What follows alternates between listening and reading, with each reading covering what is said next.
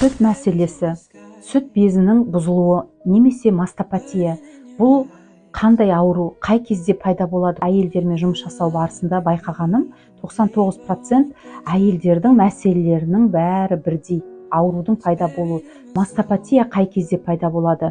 Әйел адам көп қамқорлық жасаған кезде пайда болады. Жалпы сүт ол қоректендіру, тамақ беру, асырау, бағу болып есептелінеді.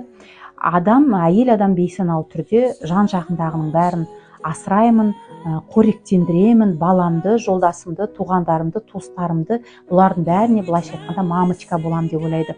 Сөйтіп осындай мәселелерге пайда болады. Сүт мәселесіне шалдыққан әйелдердің көбісінде өздерін соңғы орынға қояды, өздерінің шығармашылықтарын басып тастайды, өздерінің қалауларын жасамайды, тек жаңағында кейінге қалдырып кейін жасаймын деп, мына бала үшін, мына жолдасым үшін деп